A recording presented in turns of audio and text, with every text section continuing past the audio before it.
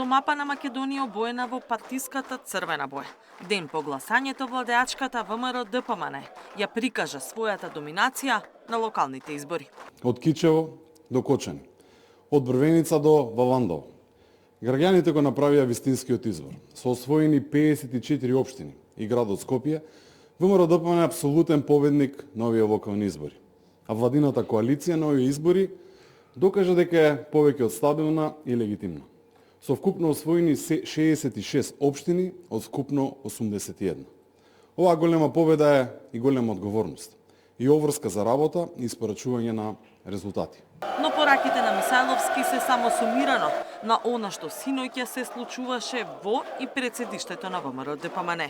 Доминантната изборна победа беше јасна по само час и половина од затворањето на кутиите. Невообичаено рано, лидерот Мицкоски ја прогласи победата. Иако подаде рака за соработка дури со опозицијата, сепак испрати порака до СДСМ дека мора да се реформираат.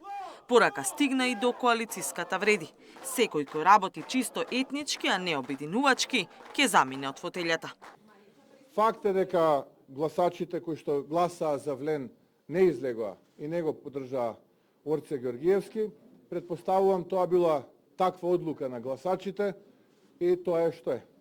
Тие кои што не застанаа позади тие вредности, како што беше оној кандидат во Брвеница, се поразени и сега ќе бидат и разрешени од таа позиција која што имаат во владата. Жалам што се обидоа во една мултиетничка земја да играат на таа кревка карта.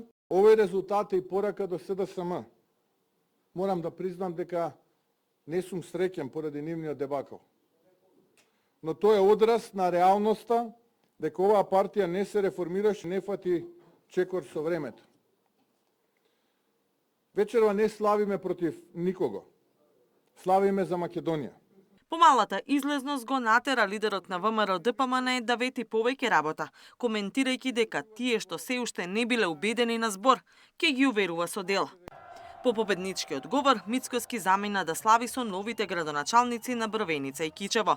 Според него, најголемите победи во овој втор круг.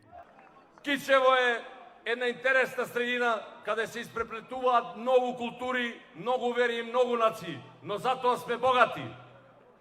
Затоа имаме убав живот.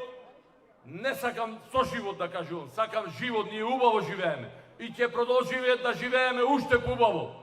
Од утре ќе светне силен ден. Би го наполнивте срцето со тоа што ми дадовте доверба. Не гласавте за мене како за македонец, гласавте за мене како за човек. Наистина, окото е полно и душата е полна. Ви благодарам за се што правите за нас. Да му посакам успешна работа, а ние како влада, заедно со него, ќе сториме се што можеме и се што е во наша мок да реализираме проекти, многу проекти кои што ќе значат подобар живот за кичевчани. По изборната победа, рано наутро Мицкоски заедно со потпредседателот Муцунски заминаа на пат во Европската престолнина. Катерина Нешкова, Сител телевизија.